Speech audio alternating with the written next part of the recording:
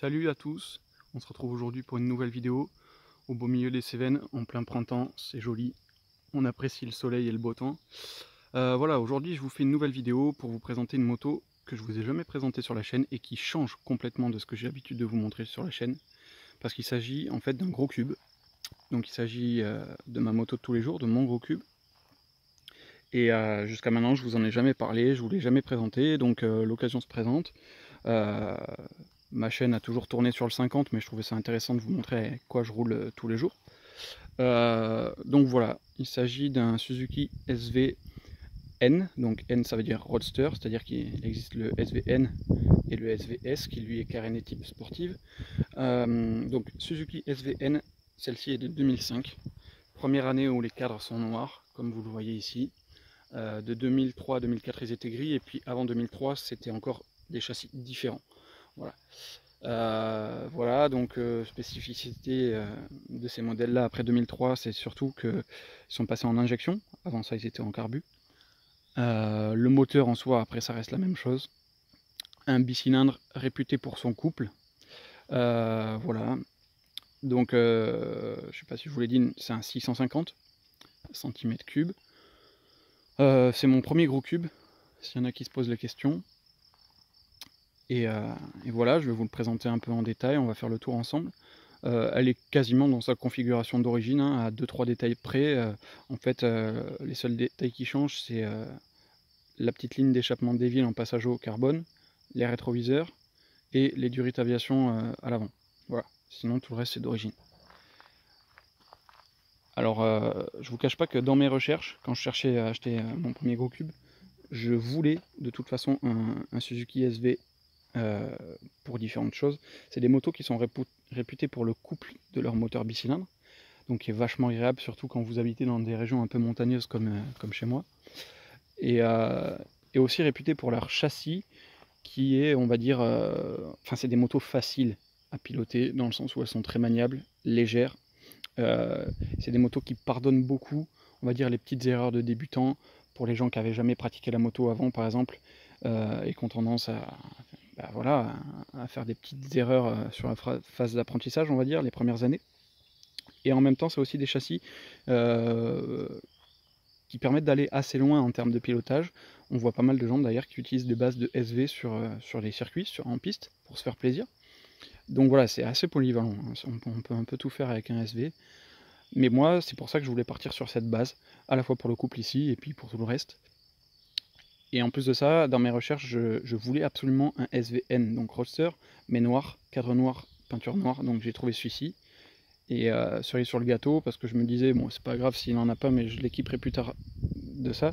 En fait, celui-ci avait déjà le silencieux des villes, et c'est vraiment la ligne que je comptais mettre sur mon SV.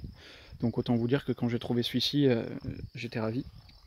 Au début, il était un poil plus cher que ce que je m'étais fixé en budget, donc bon, j'avais gardé l'annonce de côté, mais je m'étais pas focalisé dessus.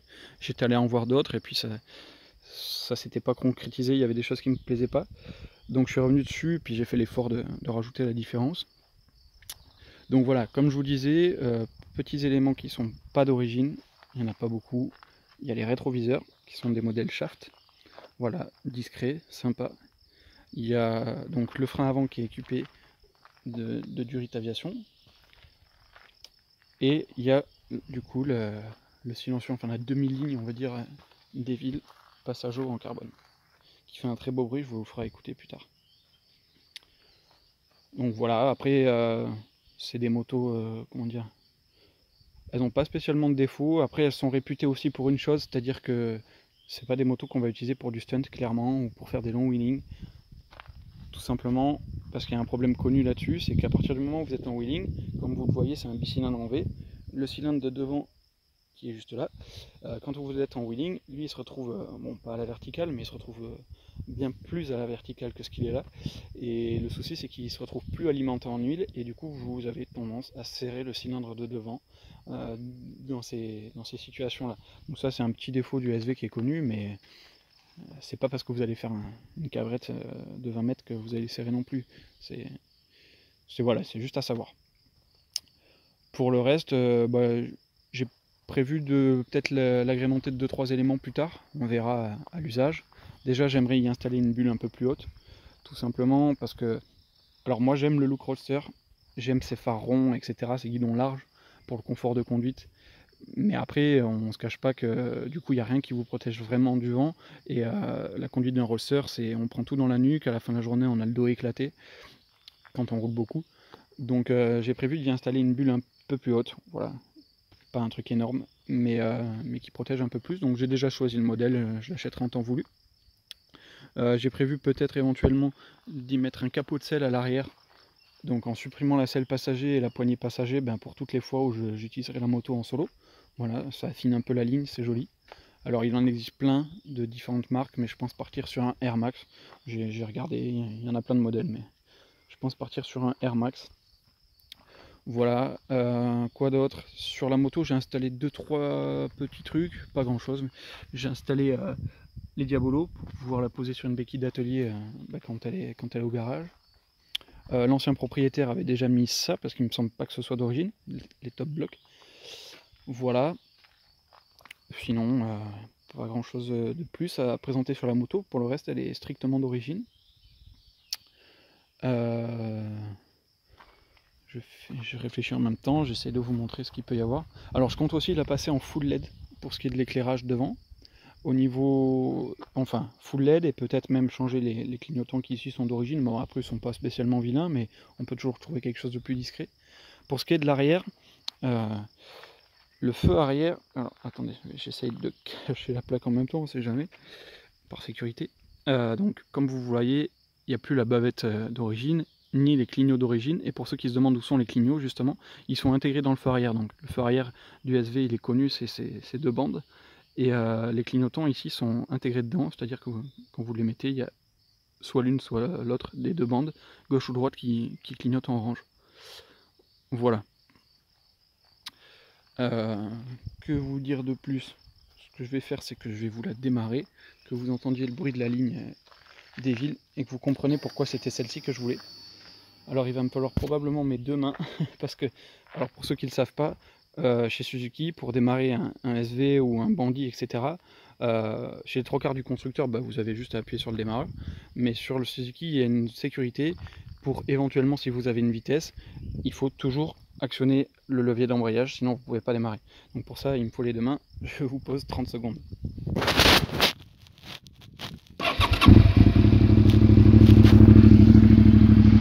Voilà. Donc là on entend le bruit de la fameuse ligne des villes au ralenti. Alors comme vous la voyez là, elle n'a pas le DB killer. Je l'ai, il est seulement pas monté. Alors il y en a qui vont remarquer qu'elle est un peu éraflée sur le côté. Il faut savoir que les différents éléments qui sont montés sur cette moto, que ce soit la ligne ou les rétroviseurs par exemple, pour un choix financier de l'ancien propriétaire, c'est que des éléments d'occasion qui ont été montés. Donc le mec il a acheté la ligne dans cet état là, d'occasion, un peu poncé. Les rétroviseurs, si on les regarde, c'est pareil. Alors je sais pas si vous le verrez bien, mais hop, si la mise au point se fait, voilà, on le voit ici, ils sont un peu rayés, etc. Mais peu importe, c'est du détail. En tout cas, cette moto là n'a jamais chuté. Hop, je vous refais la mise au point. Voilà, n'a jamais chuté, on le voit bien de tous les éléments de toute façon. Les butées de direction ne sont pas marquées ni rien du tout. Une moto qui n'a jamais chuté. Donc voilà pour le bruit de la ligne des villes au ralenti. Et le son du bicylindre bien connu du SV.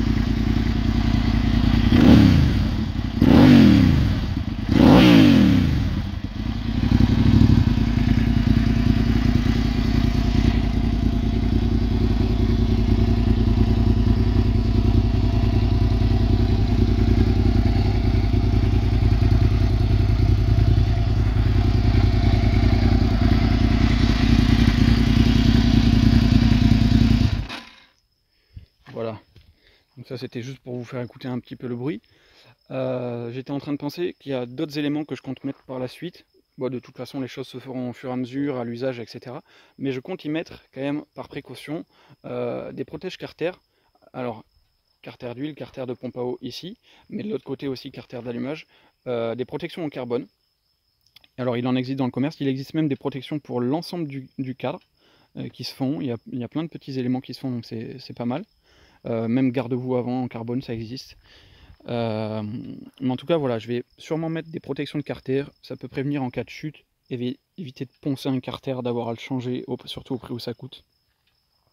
Et puis ça rapporte aussi une petite touche d'esthétique, je trouve. Moi j'aime toujours le carbone. Donc voilà.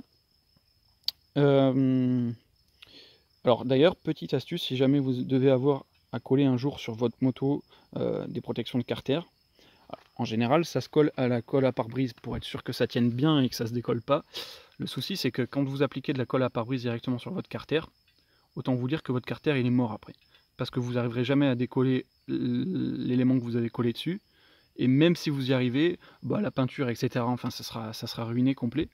Donc ce que je conseille de faire à tout le monde, si vous avez des protections à fixer à coller, c'est de les placer à blanc, de délimiter le contour avec un feutre ou quelque chose, enfin quelque chose que vous puissiez effacer. Et en fait, remplir ce contour en collant du scotch américain, en complétant toute la surface en fait. Comme ça, vous allez venir appliquer votre colle à pare-brise sur une surface qui n'est pas directement le carter en lui-même. Et ça vous permettra justement, si vous en avez besoin, un jour d'enlever cette fameuse protection sans avoir tout à reprendre derrière, parce que rien n'aura été abîmé, vous aurez juste à arracher le scotch en fait. Donc ça c'est une petite protection, enfin une petite astuce que j'ai lue sur un forum et qui m'a bien plu. Donc je vous la partage tout simplement.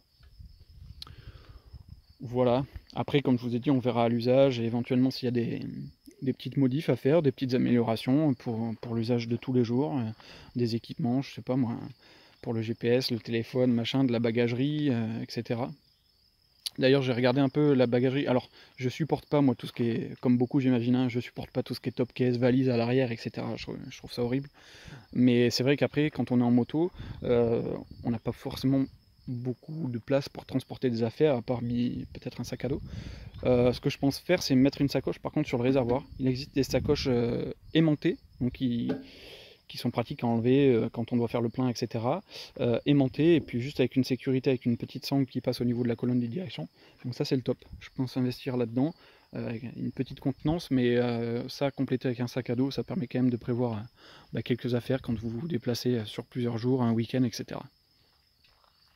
Voilà, c'était une petite présentation de ma moto, de mon gros cube qui me sert tous les jours, parce que effectivement sur la chaîne je vous parle toujours que de 50, mais après ça reste des 50 qui sont pas du tout homologués pour la route, hein, vous en doutez, étant donné que je roule avec des moteurs préparés, des pneus slick, pas d'éclairage ni devant ni derrière, pas de clignotant, enfin rien du tout qui soit dans les règles au final. Donc bien entendu je roule pas sur la route avec, et vu que je reste avant tout passionné de deux roues et motard, je roule avec ça sur la route. Voilà, écoutez, c'était une petite vidéo de présentation, j'espère que ça vous aura plu. Si ça vous plaît et que vous en voulez d'autres sur un plus long terme, dites-le moi en commentaire. Et sinon, je vous dis à la prochaine. Ciao, ciao.